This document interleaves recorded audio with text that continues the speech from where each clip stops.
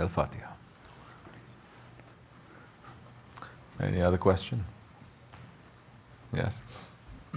Bismillahirrahmanirrahim. And if you just excuse me, I'm trying to express it properly. I am noticing that before a reaction comes to something, there's this space that you can take control of yourself. Yes. How do you make that space bigger? Like even Practice. Why wait until that space comes to you? You make that space. You come to a point where, okay, when something happens to you, most people, most lives, we were like that. It comes to us, we do the same. We do the same. This is what we know. We fight, flight, whatever it is, we do, until so much that it happened to our lives. Say, okay, go, stop. We can't do it like this anymore. You have to think now. But you have trained yourself to be like that. Even when you pull the reins back, it can't. Then more smack will happen to you until you say, okay. I need to have more power to hold the reins, otherwise I'm going to smash into the wall again. I don't want to do that. Some people, they do it early on in life. Some people, they never get the chance to do it. Some people, when they want to do it, it's too late. Tariqat is to make us to understand. You're going there, why are you going there? Why are you going at 100 miles an hour? Where are you going? This is a lab. In the lab, nothing really happens. Let's say, everything, if something is going to happen, is very controlled. This is not life. The sohbat is supposed to bring it to life. If you don't take the sohbat and bring it to life, it stays here, it is useless. 40 years you can listen to sohbat, 40 years you'll get nothing. So you have to, now, as people, part of the sohbat that the sheikhs always talk about is that moment. That moment. Don't come to that moment when you're out of control. You already know you are at 0, you're going to go to 100, and then you're going to get out of control. Know when you are at 0. Know when you are at 50. Oh, I'm coming to this point now, whether it's with people or with yourself, wrong things, or I think, okay, I'm heading towards that direction. So the control is not at the moment of impact. The control is way before that. When you know, okay, I'm going to go around the bend again. This always happens again. Let me control now. Because later, at the point of impact, I will have no control. There's so much speed now. So let me do that. And you know, for example, a thought process or a fight with someone. Okay, it's getting there. I must stop. If I say one more word, we'll go there. No, I don't care. MashaAllah, so much energy. So much bravery. I don't care. I'm going to say it. You say it, boom. You crash again. You take 10 steps back again. And you know you will always regret. So that moment now, you need to first review what happened. Where could I have made a detour so I don't crash into that place again? Many places. Because Allah also giving us warnings. Not only to nations before an impact happens to them. They do wrong things, Allah gives them warning. We do wrong things, Allah doesn't have to give us warning. The world doesn't give us warnings.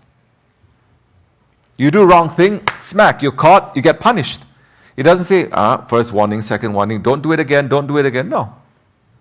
Allah gives us warning. Gives individuals to nations. Don't. And it hits you with intelligence. It hits you in your heart, your conscience. It hits you when people start telling you things. It hits you with signs. And you see this, okay, this you have to slow down, you have to watch. When you become really stubborn and you negate all of that, you say, no, I am more important than any of these signs, then meet the impact again. So now, in Tariqat is teaching you, these are the signs that this thing is going to happen. Slow down. Don't do it again. Slow down, don't do it again. You do it again. Who cares? Anything that you learn here, it is not for the benefit of the shaykh, it is for your benefit. You worship not for the benefit of Allah. He is not in need of worship. The Prophet is not in need of praise. We are in need to recognize them, to exist.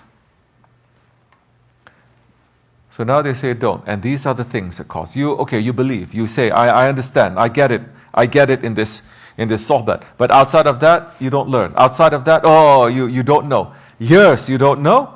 You're going to make the same mistake again and again and again. What makes you not to know? Because you don't slow down.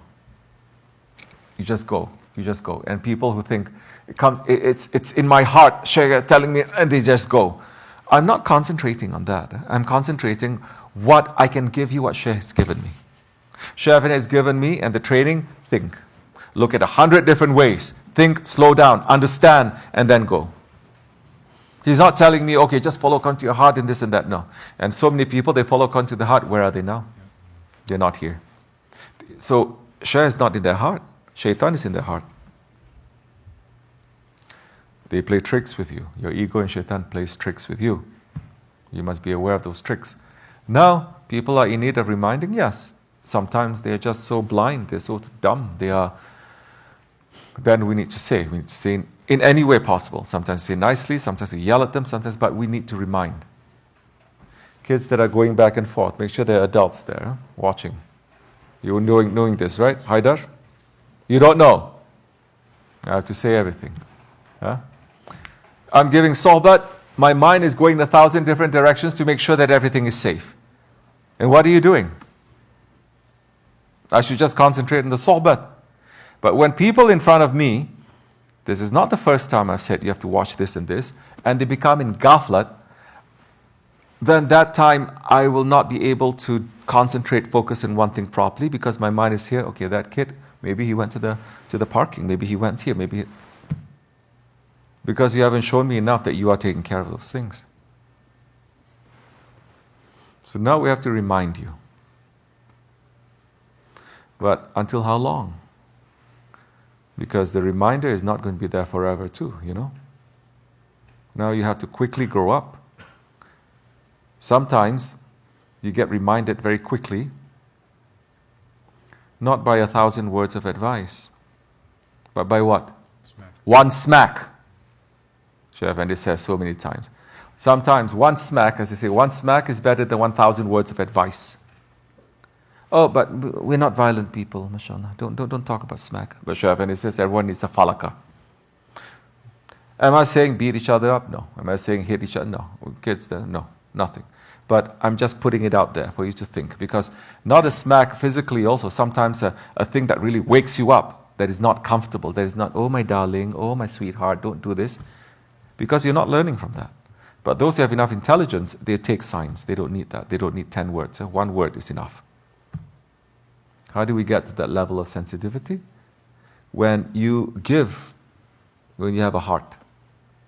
When you have a heart. And you're watching, not only what you do, but how others perceive you to do it. Not so many other people, but if your Shaykh is there, what would he say? Really?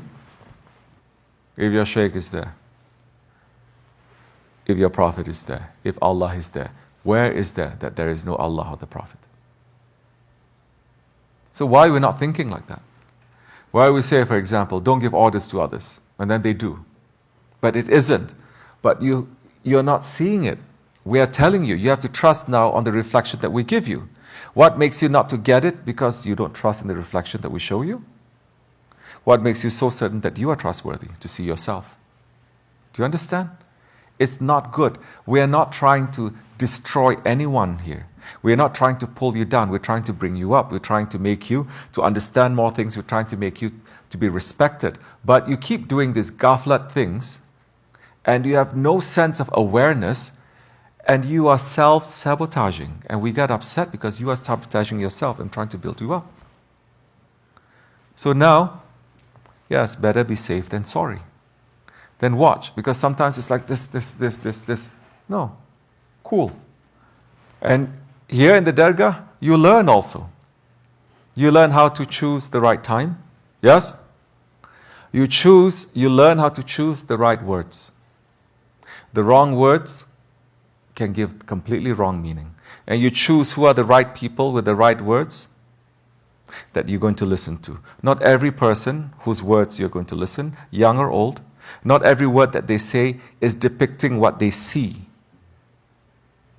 But because they say and they are children, and you believe in that, you have this idea that it is there, but you didn't even investigate into what it is, because there's no investigation. If the kid says it's black, it's black. But maybe he's meaning brown. Maybe he's meaning dark gray. Maybe he's meaning it for a flash, but you You don't have the sensibility enough to like, okay, explain everything the way that the Sheikh does it. 1,000 questions before I take a report. What does that mean? We think that one word, let me open a little bit, it's general. One word, for example, wrestling. Okay? Wrestling is rolling on the ground, arms like this, legs like this. It's wrestling, right? Isn't that what wrestling is? Right.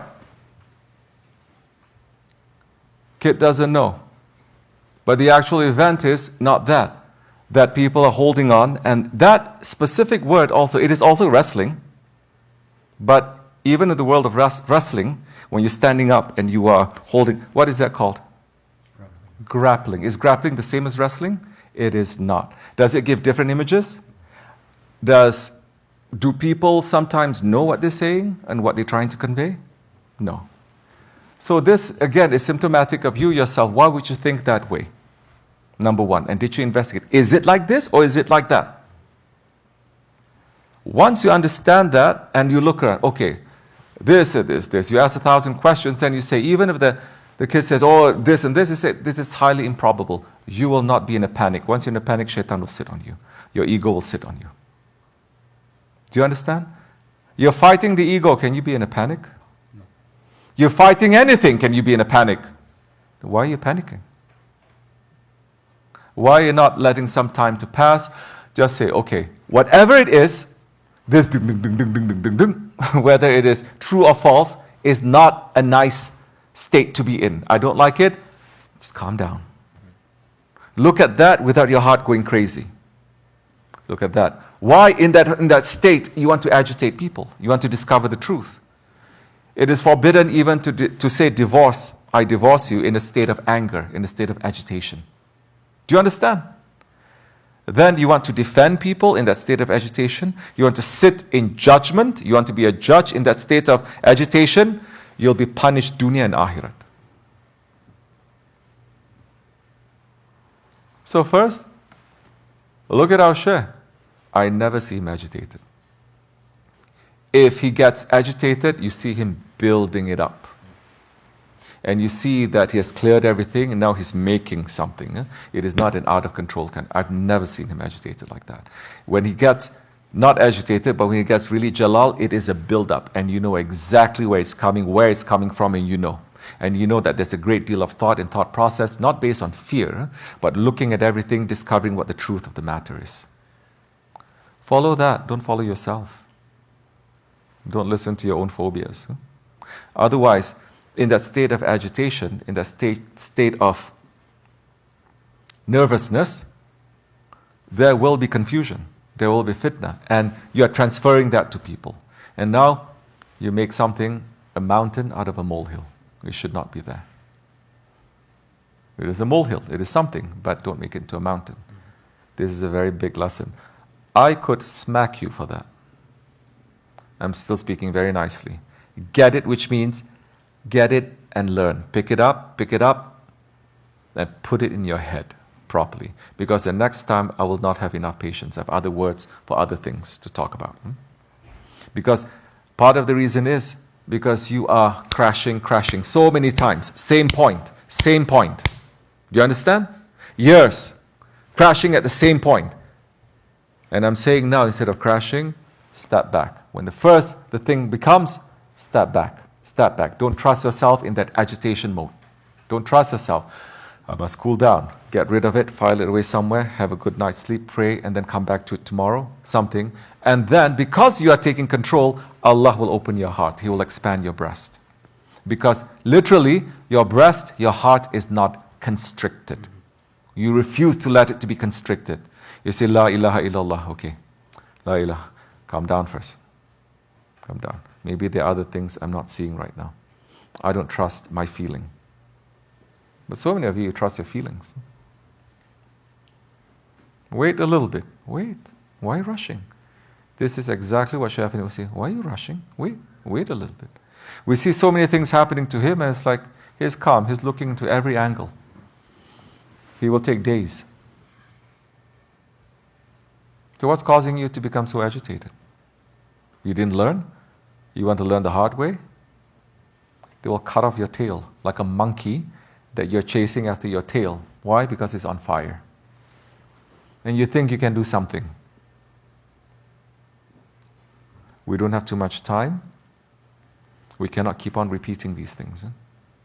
And this is beyond ilm, and this is beyond your recitation. This is about you having a control of your heart. Do you understand? This is for everyone. This is for me first. You think it's not for you, leave it there, I'll take it. Wa min Allahu tawfiq, al-Fatiha.